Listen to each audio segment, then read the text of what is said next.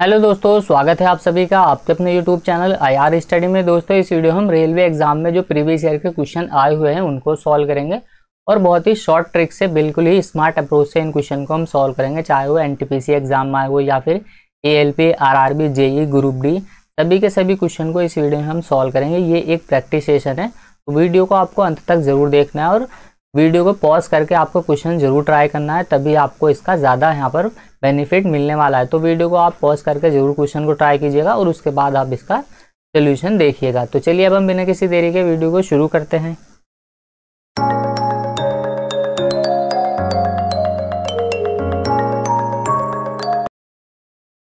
तो देखिए यहाँ पर पहला क्वेश्चन दिया गया है कि पहली 25 विषम संख्याओं का योगफल कितना होगा। योगफल हमें बताना है यहाँ पर। तो देखिए ये एपी से क्वेश्चन पूछा गया है, यहाँ पर अर्थमेटिक प्रोग्रेशन से पूछा गया कि यहाँ पर देखिए विषम संख्या कौन कौन सी होती है। तो देखिए 1, इसके अलावा 3, 7, 9 ऐसे चलती जाएगी और टोटल यहाँ पर पदों की जो संख्या हमें दे दी है वो कितनी दे दी है, यहाँ पर 25 दे दी है। तो सबसे पहले हम क्या करेंगे, यहाँ पर पहला पद हमें दिया हुआ है कि हम अंतिम पद कौन सा होगा, यानी कि अंतिम पद जो 25वां पद होगा हमारा वो कौन सी संख्या होगी वो हम यहाँ पर फाइंड करेंगे। और उसके बाद हम औसत वाला फॉर्मूला लगा देंगे यहाँ पर, या फिर हम सम वाला लगा देंगे। तो 3 फॉर्मूले यहाँ पर आपको पता होने चाहिए एपी में। तो पहला तो होता है कि nth टर्म कौन सी होती है वो हम यहाँ पर फाइंड कर सकते हैं। तो देखिए a प्लस के यहाँ जाएगा ये n-1 इंटू डी, तो ये होता है अंतिम पद निकालने का फॉर्मूला। इसके अलावा देखिए एक होता है एवरेज। एवरेज कैसे निकालते हैं हम, टोटल जो एवरेज हो जाएगा हमारा, एवरेज निकालने के लिए यहाँ करेंगे हम प्रथम पद प्लस के अंतिम पद। अंतिम पद तो यही होता है, तो a प्लस के यहाँ जाएगा ये n-1 इंटू डी। और इस औसत में हम 2 से भाग लगा देंगे तो औसत निकल के आ जाएगा। और औसत में हम क्या करते हैं, अगर इस औसत में हम n से गुणा कर दें, n से, यानी कि टोटल पदों की संख्या का मतलब होता है n, तो इन n से अगर हम गुणा कर देंगे टोटल पद है कितने में, तो हमारा क्या हो जाएगा, सम निकल के आ जाएगा। और इसी फॉर्मूले को हम क्या करते हैं, ऐसे भी लिख सकते हैं सम वाले को, यहाँ पर n/2 कॉमन कर लेंगे हम, यहाँ पर ये n को यहाँ लिख सकते हैं हम 2a प्लस के यहाँ जाएगा ये n-1 इंटू डी। तो ये आपको याद होना चाहिए, ये वाला फॉर्मूला आपको पता होना चाहिए। ये भी कहाँ कैसे यूज़ करना है वो हम यहाँ पर निकाल लेंगे। तो सबसे पहले हम फाइंड करते हैं कि टोटल 25वां जो पद होगा हमारा वो कौन सी संख्या होगी। इस वाले से निकाल सकते हैं हम। तो पहला पद हमें दिया हुआ है 1, तो 1 यहाँ पर हम पुट कर लेंगे, एक ही जगह 1 आ जाएगा प्लस के। और जो बीच में इनके अंतर चलता है उसको सर्वांतर बोलते हैं, ये बराबर चलेगा हर जगह, तभी वो एपी में होगा। तो यहाँ देखिए n का मान कितना दिया हुआ है यहाँ पर 25 में से हम देखिए 1 माइनस कर देंगे तो कितना आ जाएगा, ये 24 आ जाएगा। तो यहाँ लिखेंगे हम डायरेक्टली 24 और इनटू में डिफरेंस, यानी कि जो d की वैल्यू होती है दोनों का सर्वांतर होता है, तो 2 का चल रहा है तो 2 से हम मल्टीप्लाई कर देंगे यहाँ, तो 24 दूना 48 और एक यहाँ जाएगा ये 49। मतलब जो हमारा अंतिम पद होगा ना, वो अंतिम पद यहाँ पर लास्ट टर्म जो निकल के आएगी वो 49 यहाँ पर निकल के आ जाएगी। तो लास्ट टर्म हमारी यहाँ पर निकल के आएगी 49। अब हमसे देखिए सम पूछा गया तो सम लगा देंगे हम। तो सम कैसे निकाल सकते हैं, देखिए यहाँ पर हम इस तरीके से लगाए, देखो ये होता है हमारा प्रथम पद और ये कितना होता है हमारा, ये होता है हमारा अंतिम पद। तो अंतिम पद हमारा निकल के आ गया, देखिए प्रथम पद तो हमारे पास है 1 प्लस के अंतिम पद है हमारे पास 49, बटे में कर देंगे हम यहाँ पर 2 और गुणा में कर देंगे हम टोटल पदों की संख्या कितनी है। तो कितनी है यहाँ पर देखिए 25 है, ये निकालने की जरूरत नहीं, पहले क्वेश्चन में दे दिया। तो बस यहाँ से हमारा सम निकल के आ जाएगा, 49 और 1 हो जाएगा यहाँ पर देखिए ये 50। तो 50 बटे में यहाँ जाएगा ये 2, बटे गुणा में कर देंगे यहाँ पर ये 25, तो 2 से भाग करेंगे यहाँ जाएगा ये 25, 25 गुणा में 25 हो जाएगा यहाँ पर ये 625। तो जो पहली 25 विषम संख्याओं का योगफल यहाँ पर निकल के आएगा, तो देखिए वो कितना आ जाएगा यहाँ पर 625 निकल के आ जाएगा। ऑप्शन बी होगा हमारा इस क्वेश्चन का राइट आंसर। तो ऐसे ही इन क्वेश्चन को हम सॉल्व कर लेंगे। इसके अलावा देखिए अगर आप इसमें वैल्यू को पुट करेंगे तो भी आंसर हमारा आ जाएगा, बट हमें यहाँ पर पुट करने की ज़रूरत नहीं है, क्योंकि हमने पहला पद हमें पहले ही दे दिया, अंतिम पद हमने निकाल लिया है यहाँ पर, और यहाँ पर टोटल पदों की संख्या भी हमें कितनी है वो हमें पहले दी गई है। तो यहाँ पर हम इस फॉर्मूला का यूज़ नहीं करेंगे, ये सम निकालने वाला होता है, क्योंकि यहाँ पर हमने इसका यूज़ कर लिया है। तो आप चाहे तो वैल्यू को इसमें भी पुट कर देना, n की वैल्यू आप 24 यहाँ पर रख देंगे ये 2, और यहाँ पर a की वैल्यू यहाँ पर 1 हो जाएगी, और n-1 यहाँ जाएगा 24 गुणा 2, तो भी आंसर हमारा 625 ही यहाँ पर आएगा। तो देखिए ये तीनों फॉर्मूले आपको पता होने चाहिए। भर भर के क्वेश्चन यहाँ पर पूछे जाते हैं। अगला क्वेश्चन दिया गया यहाँ पर देखिए, एक कस्बे की जनसंख्या देखिए यहाँ पर 10,000 है। यदि पुरुष जनसंख्या में 5% और महिला जनसंख्या में यहाँ पर 10% की वृद्धि होती है तो जनसंख्या कितनी हो जाती है? 10,800 हो जाएगी। कस्बे में महिलाओं की वर्तमान जनसंख्या कितनी है वो हमें यहाँ पर बताना है कि उनकी संख्या यहाँ पर कितनी है। तो देखिए पहले जो संख्या थी वो कितनी थी यहाँ पर 10,000, अब बढ़ करके कितनी होगी वो 10,800, मतलब वृद्धि जो हुई है ना वो 800 की वृद्धि हुई है। अब देखिए इसको हम यहाँ पर जो लगाएंगे ना वो ब्रेकिंग कॉन्सेप्ट लगाएंगे यहाँ पर। तो देखिए एक होता है ब्रेकिंग कॉन्सेप्ट, ये आपको आना चाहिए। इस कॉन्सेप्ट से बहुत सारे क्वेश्चन हम सॉल्व कर सकते हैं। ये हमारा परसेंटेज में भी काम करता है, ये हमारा प्रॉफिट एंड लॉस में भी काम करता है, और यही हमारा क्या करता है एसआई वाले क्वेश्चन में भी काम करता है। तो कई सारे चैप्टर में इसका यूज होता है। तो आपको ये कॉन्सेप्ट ब्रेकिंग कॉन्सेप्ट आना चाहिए। तो देखिए यहाँ पर हमें जो संख्या दी है ना शुरू में वो कितनी दे दी, गांव की जो जनसंख्या थी ना वो 10,000 थी। अब देखिए इसमें मेल में जो वृद्धि हुई है वो तो 5% हुई है और फीमेल में वृद्धि हुई है यहाँ पर ये 10% हुई है। तो मैंने मान लिया ये तो मेरा मेल है यानी कि पुरुष है और ये फीमेल यानी महिला है, इसमें तो 5% की वृद्धि हो रही है। और इसमें कितनी की हो रही है वृद्धि? 5% प्लस के 5%। मैंने इसको ब्रेक कर दिया, इसीलिए इसको ब्रेकिंग कॉन्सेप्ट बोला जाता है। 5-5-10% मैंने इसको ऐसे लिख दिया। अब देखिए हम कह सकते हैं कि अगर जनसंख्या में टोटल जो वृद्धि होती दोनों में वो 5% की ही होती, मेल में भी 5% की होती और फीमेल में भी 5% की होती, तो दोनों में अगर 5% की वृद्धि होती तो टोटल वृद्धि कितनी हो जाती? तो देखिए टोटल वृद्धि क्या हो जाती, 10,000 का हम 5% निकाल लेंगे तो 10,000 का 5% निकल के आ जाएगा हमारे पास 500। तो अगर दोनों में देखिए 5-5% की वृद्धि होती ना तो ओवरऑल उनकी जो वृद्धि होती तो वो 500 की होती। बट यहाँ पर तो वृद्धि देखिए 10,000 से कितनी होगी, वो 10,800 हो गई है। मतलब वृद्धि जो हुई है ना वो 800 की हुई है ना कि 500 की। अब ये 300 ज़्यादा की वृद्धि कैसे हो गई? 300 की ज़्यादा वृद्धि वो इसलिए हुई है क्योंकि महिलाओं की जो संख्या है ना उसमें वृद्धि हुई है 10% की। तो इसीलिए यहाँ पर देखिए 500 की वृद्धि हुई है। मतलब कितनी ज़्यादा हुई है, वो 300 ज़्यादा हो गई। महिलाओं की जो संख्या में ज़्यादा निकल के आएगी ना वो कितनी आ जाएगी, 300 निकल के आ जाएगी। और ये जो 300 है ये इस एक्स्ट्रा 5% के बराबर है। तो हम कह सकते हैं कि जो महिलाओं का 5% है ना वो यहाँ पर 300 के बराबर हमें दिया हुआ है। क्योंकि अगर दोनों में 5-5% की वृद्धि होती, बराबर वृद्धि होती, तो वो 500 की वृद्धि होती ओवरऑल। बट यहाँ पर हो रही है कितने की, 800 की। तो 300 ज़्यादा की वृद्धि यहाँ पर हो रही है। तो ये जो 300 ज़्यादा निकल के आया है ना ये इस 5% की वजह से निकल के आया है। और ये जो 5% दिया हुआ है हमें ये महिलाओं का 5% है। तो हम कह सकते हैं यहाँ पर जो महिलाओं की इस 5% संख्या है वो किसके बराबर है, यहाँ पर 300 के बराबर है। हमसे पूछा यही गया है कि वह महिलाओं की संख्या कितनी होगी। तो मल्टीप्लाई हम 20 से इधर कर देंगे और 20 से हम इधर कर देंगे तो यहाँ आ जाएगा 100% और इक्वल टू यहाँ जाएगा ये 6,000। तो टोटल महिलाओं की संख्या कितनी हो जाएगी, 6,000 हो जाएगी। ऑप्शन बी होगा हमारा इस क्वेश्चन का राइट आंसर। बहुत ही इजी कॉन्सेप्ट होता है ये, अच्छे सवाल हम बहुत ही कम टाइम में इससे सॉल्व कर लेते हैं। अगला क्वेश्चन दिया गया यहाँ पर देखिए, आसान क्वेश्चन है, निम्नलिखित को हल करना है हमें। तो हल हम नहीं करेंगे, क्यों नहीं करेंगे, क्योंकि सारे ही ऑप्शन देखिए हमें मल्टीप्लाई करके दिए हुए हैं। 31-25, 31-25, 31-25 ये सब में दिया हुआ। खेल यहाँ पर दशमलव का चल रहा है तो हम दशमलव काउंट कर लेंगे यहाँ पर दशमलव है कितने टोटल। तो देखिए यहाँ पर अगर हम ये दशमलव हटाएंगे तो नीचे 1 0 आ जाएगा, यहाँ पर ये 1 0 आ जाएगा, यहाँ पर तो देखिए 2 0 आ जाएंगे ये, और यहाँ पर देखिए कितने 0 आ जाएंगे, यहाँ पर ये 3 0 आ जाएंगे। अब देखिए ये 2 0 से 2 0 यहाँ पर ऊपर के कट जाएंगे तो ओवरऑल बट्टे में कितने 1 2 3 4 बट्टे में 4 0 बच जाएंगे। तो हमारा जो उत्तर आएगा ना वो जिसमें भी 4 दशमलव के बाद 4 अंक होगा ना वही हमारा आंसर होगा। तो बस यहाँ पर तो दशमलव है ही नहीं, यहाँ पर दशमलव के बाद 6 अंक है, यहाँ दशमलव के बाद 4 अंक है, तो यही आंसर हमारा हो जाएगा। क्योंकि देखिए इनकी 5-5 की जब मल्टीप्लाई करेंगे हम तो ऊपर तो हमारा नंबर निकल के आ जाएगा 31-25 और बट्टे में हमारे 6 0 निकल के आ जाएगा, यहाँ पर ये 6 0 हो जाएगा, ये 2 2 4 2 6 और यहाँ पर ये 2 0 इस 500 के हैं तो ये 2 0 यहाँ पर इस 500। देखिए 2 0 से तो 2 0 घट जाएंगे और 4 0 से यहाँ पर ये पॉइंट लग जाएगा। तो आंसर हमारा ऑप्शन बी हो जाएगा। कुछ नहीं करना था इसमें, आसानी है ये। तो एपी का एक और सवाल आ गया, बहुत ही ईजी सवाल है ये भी। देखिए अब तो आपको ये सॉल्व हो जाएगा।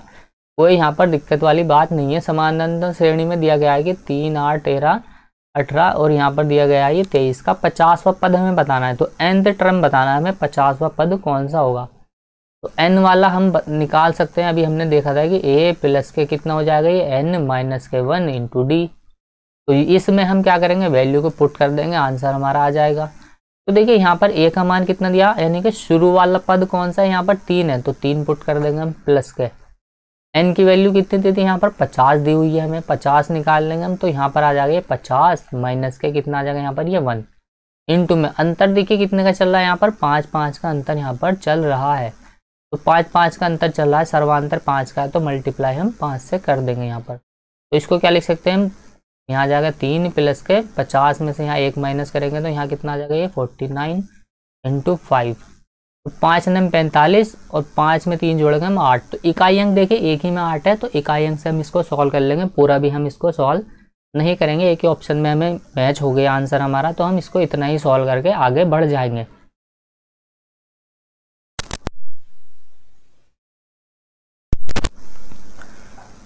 तो देखिए बाकी इतनी बड़ी कैलकुलेशन नहीं है ये, आप चाहे तो इसको पूरा भी सॉल्व कर सकते हैं। बट हम क्या करेंगे यहाँ पर, अगर हमारा मान लीजिए 5 सेकंड का ही टाइम बचा तो ये भी एग्जाम हॉल में हमारे लिए काफ़ी होता है। तो छोटी छोटी चीज़ों का आपको ध्यान रखना है कि यहाँ पर जब हम यूनिट डिजिट से सॉल्व कर पा रहे हैं इसको, तो हम पूरा ही सॉल्व क्यों करेंगे यहाँ पर। वैसे अगर सॉल्व करेंगे तो देखिए 5 नम 45 हो जाएगा ये, और 5 चौक 20 और 4 24 प्लस के 3 हम यहाँ पर कर देंगे, तो आंसर आ जाएगा हमारे यहाँ पर ये 248 के बराबर। तो देखिए ऑप्शन बी हमारा उत्तर निकल के आ जाएगा।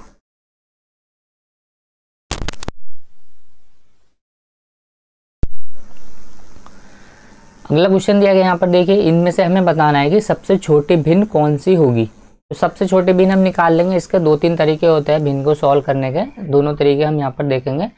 हम क्या करते हैं, इसमें सब में एक एक जीरो बढ़ा लेंगे। यहाँ पर तो एक एक जीरो जब हम यहाँ पर बढ़ा लेंगे और फिर हम क्या करेंगे, सबको इनको डिवाइड करके देखेंगे एक एक करके। तो देखिए इसको काटेंगे हम 8 8 पॉइंट लगा देंगे, 8 8 64 हो जाएगा यहाँ पर, ये 6 बच जाएगा यहाँ पर, ये 8 7 56, 4 बचेगा, 8 पंजे 40।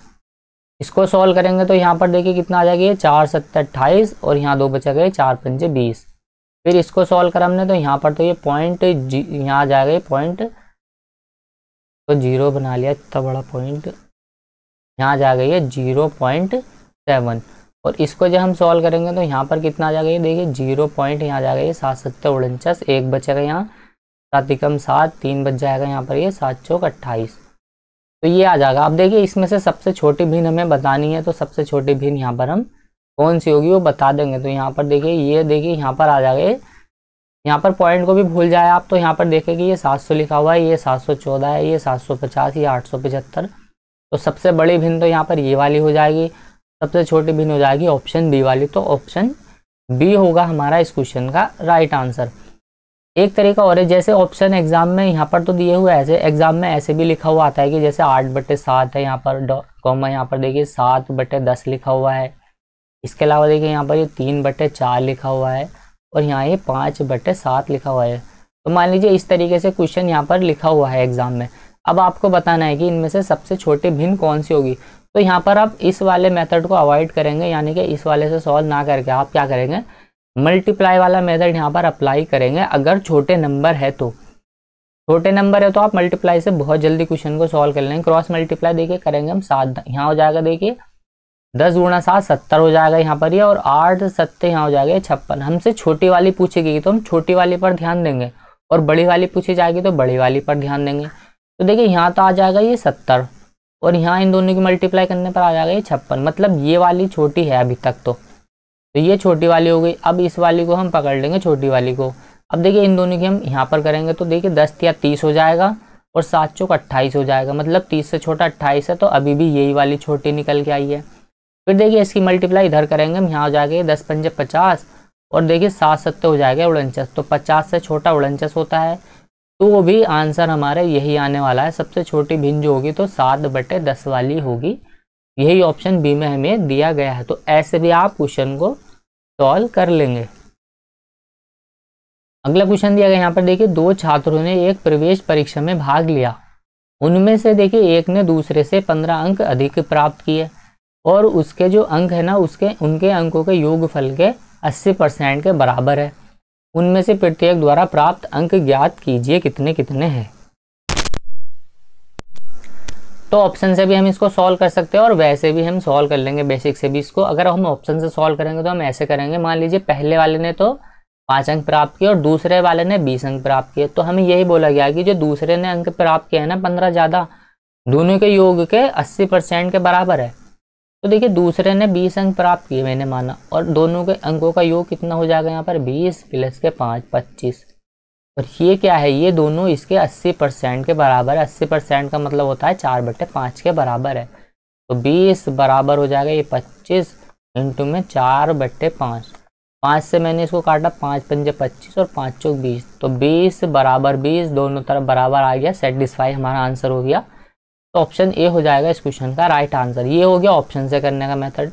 अगर हम इसको बेसिक से सॉल्व करेंगे तो देखिए बेसिक से कैसे करेंगे हम, मान लीजिए एक ने क्या किया, x अंक प्राप्त किए, तो दूसरे ने कितने अंक प्राप्त किए होंगे, x प्लस के 15 अंक उसने प्राप्त किए हैं, क्योंकि उसने 15 अंक अधिक प्राप्त किए हैं।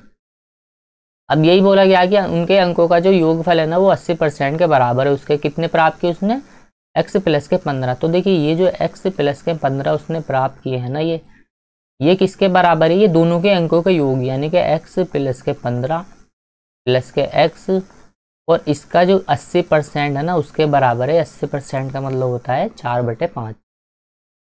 तो बस इसको हम सॉल्व कर लेंगे, ये इसका प्योर बेसिक है। तो यहाँ आ जाएगा देखिए x प्लस के 15 बराबर में यहाँ आ जाएगा ये x, यहाँ आ जाएगा ये 2x प्लस के 15 इंटू में यहाँ आ जाएगा ये 4/5। तो 5 की इनके क्रॉस मल्टीप्लाई यहाँ हो जाएगी 5 के, तो यहाँ क्या लिख सकते हैं 5x प्लस के 15 पंजे 75 हो जाएगा यहाँ पर, ये बराबर हो जाएगा 4 दूना में 8x प्लस के यहाँ आ जाएगा 15 चौका 60 के बराबर। अब देखिए x वाली वैल्यू को एक तरफ कर लेंगे, हम वैल्यू अंक वाली को एक तरफ कर लेंगे, तो यहाँ क्या आ जाएगा देखिए 5 में से यहाँ 8 को माइनस 8 में से 5 माइनस करेंगे तो कितना बच जाएगा 3x, और यहाँ 75 में से 60 को माइनस करेंगे हम तो कितना आ जाएगा 15। तो x की वैल्यू हमारी कितनी निकल के आ गई, 5 निकल के आ गई। तो अगर एक ने देखिए 5 प्राप्त किए तो उसने दूसरे से 15 ज़्यादा किए हैं, तो 5 में हम क्या जोड़ देंगे, यहाँ पर 15 जोड़ देंगे तो 20 आ जाएगा। तो ऐसे भी हम क्वेश्चन को सॉल्व कर सकते हैं। तो यहाँ आ जाएगा इनका 5:20। तो आंसर हमारा ऑप्शन ए आ जाएगा। बाकी इस तरीके से आपको एग्जाम में सॉल्व नहीं करना है, घर पे जब आप प्रैक्टिस करें तो बेसिक से भी आपको ऐसे क्वेश्चन को सॉल्व कर लेना चाहिए। बाय ऑप्शन से ऐसे क्वेश्चन हम जल्दी सॉल्व कर पाएंगे। अगला क्वेश्चन देखिए, यहाँ पर दिया गया है कि यहाँ पर दिया गया है 6 प्लस के 2√3 6 माइनस के 2√3 का धनात्मक वर्गमूल कितना होगा, ये हमें बताना है। अगर आप ध्यान से देखें तो देखिए ये a प्लस बी इंटू में a माइनस बी लिखा हुआ है। तो देखिए यहाँ पर a प्लस बी इंटू में a माइनस बी की फॉर्म में अगर हम इसको देखेंगे तो ये किसके बराबर होता है, ये a square minus b square के बराबर ये होता है। तो इस चीज़ को हम यहाँ पर देख सकते हैं कि ये जो 6 है हमारा ये a के बराबर है और 2√3 हमारा b के बराबर है। तो इसको हम क्या करेंगे, a square minus b square की फॉर्म में लिख लेंगे। तो देखिए 6 का स्क्वायर लिखेंगे हम, माइनस कर देंगे यहाँ पर ये 2√3 का होल स्क्वायर। तो इस फॉर्म में हम इसको लिख सकते हैं। तो बराबर क्या हो जाएगा देखिए, ये 6 का स्क्वायर 36 माइनस के 2 का स्क्वायर 4 और 3 का 3 4 या 12 बराबर किसके आ जाएगा यहाँ पर ये 24 के। अब देखिए इसका हमें वर्गमूल बताना था, तो इसको क्या लिख सकते हैं हम, 4 गुणा में 6 लिख सकते हैं हम। तो 4 से क्या बाहर निकल के आ जाएगा 2 और अंदर आ जाएगा ये 6, तो 2√6 हमारा उत्तर निकल के आ जाएगा। इसका पॉजिटिव हमें बताना था, आंसर आ जाएगा हमारा ऑप्शन डी 2√6। इस क्वेश्चन का आंसर हो जाएगा 2√6। अगला क्वेश्चन दिया गया यहाँ पर देखिए 98 28 यहाँ पर 112 का एलसीएम क्या होगा, एलसीएम हमें बताना है। तो देखिए ध्यान से अगर हम देखें यहाँ पर 98 28 112, तो ये क्या है 14 के मल्टीपल दिए गए हैं क्वेश्चन में, तो आंसर भी हमारा 14 का मल्टीपल ही होगा। तो ये भी देखिए 7 का मल्टीपल है, 7 का मल्टीपल है तो 14 का भी होगा, 2 का भी मल्टीपल है, हाँ तो फिर ये 7 से कटेगा, तो ये भी 7 से कट गया है। तो आंसर हमारा बाई ऑप्शन से हम इसको सॉल्व करेंगे तो 2-3 ऑप्शन हमें मिल रहे हैं। तो यहाँ पर हम चेक नहीं करेंगे क्योंकि ये दोनों ऑप्शन हमें 7 से कटने वाले मिल गया। अब हम देखेंगे कि शॉर्ट ट्रिक से हम कैसे एलसीएम को निकाल सकते हैं। तो देखिए यहाँ पर 98 लिखा हुआ है, यहाँ पर ये 28 लिखा हुआ है और यहाँ पर ये लिखा हुआ है 112 के। तो यहाँ पर देखिए हम क्या करते हैं, ऐसे नंबर से 2 अंकों को डिवाइड करेंगे जिसमें कोई भी नंबर क्या है कॉमन ना बचे, यानी कि वो आपस में दोनों कोप्राइम हो, सहभाज्य संख्या यहाँ पर हमें प्राप्त हो। जैसे हम क्या करेंगे 98 और 28 को डिवाइड करें तो हमने इसको 14 से डिवाइड किया तो 14 दूना में हो जाएगा 28 के और 14 सत्ते होते हैं 98। इन दोनों में अब कुछ भी कॉमन नहीं है, ये आपस में क्या है कोप्राइम है। मतलब हम देखिए अगर ऐसे देखें कि 98 और यहाँ लिखा हुआ है 28, तो यहाँ पर हम क्या कर सकते हैं, इनको ऐसे डिवाइड नहीं कर सकते कि हमने क्या किया यहाँ पर 7 से इसको डिवाइड कर दिया, 7 से इसको डिवाइड करेंगे हम तो 7 चौक 28 मिल जाएगा और 7 से हमने इसको डिवाइड करेंगे तो 14 सत्तर 98। तो देखिए दोनों में अभी भी क्या कॉमन है, यहाँ पर निकल के आ जाएगा 2। ऐसे नहीं करना, हमने ऐसे नंबर से हमें दोनों को डिवाइड करना है जिससे कि दोनों में क्या है यहाँ पर कुछ भी कॉमन ना बचे। जैसे 2 और 7 इनका HCF हमेशा एक ही होना चाहिए, जब उनका HCF एक होगा तो यहाँ पर LCM आसान हो जाएगा हमारे लिए। तो देखिए अब यहाँ पर हमें दिया हुआ है यहाँ पर ये 112। अब देखिए 14 सत्ते होते 112, यहाँ पर कितने हो जाएंगे ये 14 गुणा में 14 सत्ते 98 और 14 अट्ठे हो जाएगा यहाँ 112 सॉरी यहाँ पर। तो देखिए 14 यहाँ पर पहले दिया हुआ है तो 14 की हमें ज़रूरत है नहीं फैक्टर की, 2 भी हमें पहले दिया हुआ है। अब 2 में हम क्या मल्टीप्लाई करें कि 8 हो जाए हमारा, तो 4 हम यहाँ पर ले लेंगे तो ये भी हमारा क्या हो गया यहाँ पर 112 भी इसमें काउंट हो गया, तो इसको भी हम यहाँ नहीं लेंगे। देखिए यहाँ जाएगा ये 14 सत्ते 98 और गुणा कर देंगे यहाँ पर हम 4 दूना में 8 से, 8 अट्ठे हो जाएगा 64 का 4। एक ही ऑप्शन में देखिए इकाई अंक 4 है तो ऑप्शन ए हो जाएगा इस क्वेश्चन का राइट आंसर। 8 अट्ठे 64, 6 बचेगा यहाँ 8 नम यहाँ हो जाएगा 9 अट्ठे 72 और 4 78, तो आंसर आ जाएगा देखिए हमारा ये ऑप्शन ए। तो ऐसे इस क्वेश्चन को हम सॉल्व करेंगे। अगला क्वेश्चन देखिए सेम ही लिया है मैंने, अगर आपको कम समझ में आया तो यहाँ पर आप पूरा समझ सकते हैं इसको। यहाँ पर देखिए 4 अंक दिए गए हैं, ऐसे क्वेश्चन देखिए नाम को तो ये एक क्वेश्चन है, बट यहाँ पर देखिए आप जब 5 पॉइंट सिस्टम को सॉल्व करेंगे, टाइम एंड वर्क को सॉल्व करेंगे तो ऐसे क्वेश्चन में आपको LCM लेना पड़ता है। तो LCM आप किसी भी नंबर का कैसे जल्दी निकाल सकते हैं वो यहाँ पर हम सीख रहे हैं। तो जैसे यहाँ पर देखिए अगर आप ध्यान से देखें तो यहाँ पर देखिए 9 का मल्टीपल दिया हुआ हमें 36, तो आंसर भी हमारा 9 का मल्टीपल 100% आएगा। 6 और 4 10 और 11 ये 9 का मल्टीपल नहीं है, 6 और 4 10 और 8 18 ये 9 का मल्टीपल हो सकता है आंसर हमारा। 6 और 4 10 और 7 17 ये 9 का मल्टीपल नहीं है, 6 4 10 और 9 19 ये 9 का मल्टीपल नहीं है, तो आंसर हमारा ऑप्शन सी हो जाएगा इस क्वेश्चन का। यहाँ पर LCM हम नहीं निकालेंगे क्योंकि एक ही ऑप्शन हमारा सेटिस्फाई कर रहा है। अब देखिए मान लीजिए हमें LCM इसका निकालना है बहुत ही कम समय में, तो कैसे निकालेंगे हम, इसको लिखेंगे यहाँ पर देखिए 36 54 लिखा हुआ है यहाँ पर, ये के अलावा देखिए यहाँ ये 72 है और यहाँ पर ये 96 96 लिखा हुआ है। तो हमें क्या निकालना है, LCM निकालना है। तो LCM निकालने के लिए हम क्या लिखेंगे, कोई भी 2 नंबर को आप उठा सकते हैं, ऐसा नहीं कि कोई भी लेना है, शुरू के लेने हैं, आप चाहे शुरू के ले सकते हैं, आप ये दोनों ले सकते हैं या फिर आप ये दोनों ले सकते हैं। आपकी इच्छा है कि आप कोई भी 2 नंबर को ऐसे डिवाइड करेंगे कि दोनों में कोई भी जो 2 संख्या आएगी ना वो कोप्राइम हो। जैसे मैंने क्या किया 24 से इसको काटा तो 24 गुणा 3 कितने होते हैं 72 और 24 गुणे 4 कितने होते हैं यहाँ पर 96, 24 चौक 96। तो दोनों में देखिए कुछ भी कॉमन नहीं है, यानी कि इनका HCF एक ही निकल के आया है। अब देखिए हमने क्या किया, यहाँ लिखा हुआ है ये 36। अब देखिए 24 को मैं क्या लिख सकता हूँ, इसको 12 गुणा में 2 लिख सकता हूँ और 12 गुणा 3 36 आ गया यहाँ पर ये। तो 36 तो हमने ले लिया, इसके लेने की हमें ज़रूरत है नहीं। अब ये क्या होता है 9 छंग 54। तो देखिए 3 4 इस 12 के अंदर छिपा हुआ है, यानी कि 24 के अंदर हमारा 3 छिपा हुआ है ये।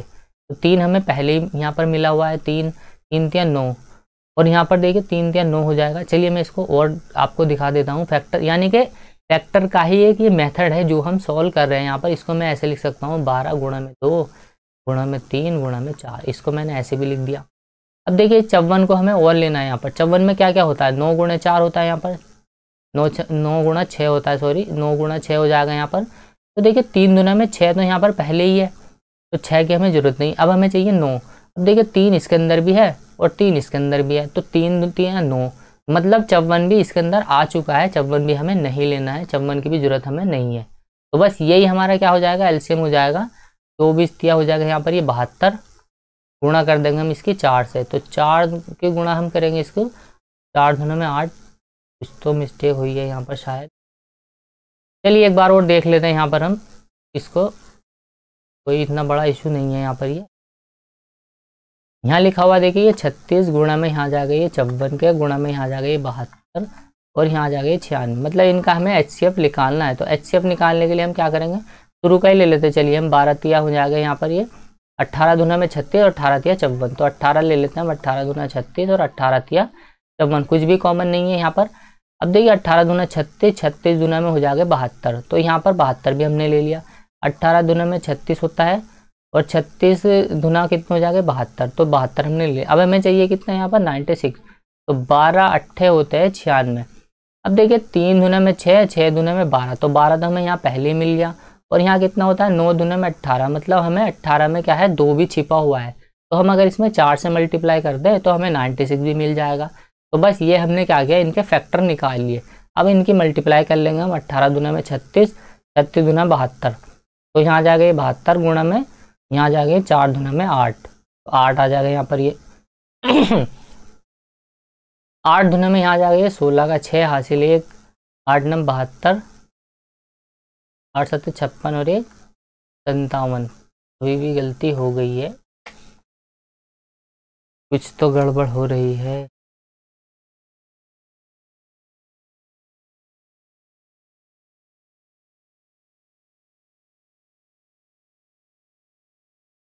सॉरी गाइस थोड़ा लेट होने के लिए। बाकी अभी देख लेते हैं हम इसको, एक बार फिर से ट्राई करेंगे, कोई दिक्कत नहीं है। 96 कुछ तो मिस हो रहा है यहाँ पर। देखिए 18 दूना में हो जाएगा यहाँ पर ये 36 का, 18 तिया हो जाएगा यहाँ 54।